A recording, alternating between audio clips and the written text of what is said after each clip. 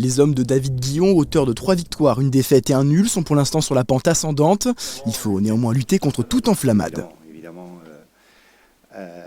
que je veux qu'on reste dans l'humilité, c'est une valeur qui est indispensable pour avancer, pour progresser.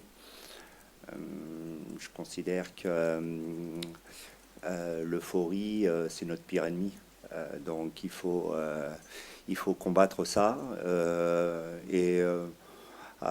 Avec mon staff, à travers le travail, à travers évidemment les corrections, à travers ce que l'on leur dit, on est le garant de cette valeur d'humilité. Le groupe est soudé, entouré de plusieurs jeunes recrues. David Guillon espère faire tourner son effectif, mais cela dépend de plusieurs paramètres. C'est aussi les performances qui dicteront le choix. Mais encore une fois, cette bonne dynamique, la bonne dynamique actuelle, elle doit pas nous aveugler. On doit bien voir, on doit être lucide face à tout ça. Et on sait qu'on ne peut pas tenir, je vous l'ai dit, avec ces jeunes sur la durée.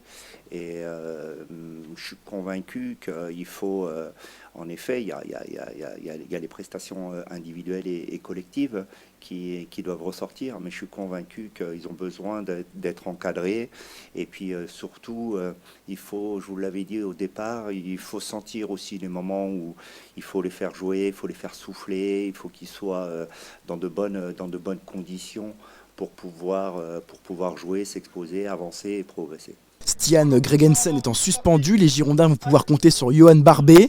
David Guillon ne s'inquiète pas trop sur le sort de ce défenseur. Alors il y a cette option de Johan, il y a une option aussi avec Malcolm, et on peut aussi faire jouer un autre latéral. Donc il y a quelques options, mais Junior utilise ses 2 pieds, donc je n'ai pas d'inquiétude si jamais je dois mettre Junior sur le côté droit. Il est droitier de préférence, donc ça pose pas de souci.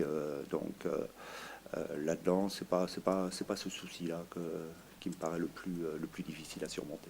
De son côté, Johan Barbet s'est entraîné tout le mois d'août, sachant pertinemment qu'il ne va pas jouer. Un peu frustré mais jamais abattu. Contre Saint-Etienne, il portera enfin le maillot des Bleus et Blancs. Explication. C'était délicat, c'était plus frustrant pour ma famille en fait, pour mon entourage, et c'est plus ça qui me stressait, mais qui me dérangeait, parce que moi j'étais confiant à 100%, je savais que j'allais jouer, mais expliquer ça aux gens, oui mais regarde, tu peux aller dans tel club, mais tu restes, mais moi dans ma tête tout était décidé, donc c'était plus dur de rassurer l'entourage en fait que de me rassurer moi-même, parce que moi je savais ce que je voulais, et je savais qu'à un moment donné j'allais avoir l'opportunité de porter le maillot, et ça y est, dans 2 jours ça sera le cas, donc je suis très content d'avoir tenu, et comme j'ai dit, j'ai pas douté une seule fois de... Sur une bonne dynamique, les Girondins doivent conserver cet élan qui est le leur pour éviter de nouveau le naufrage de l'an dernier.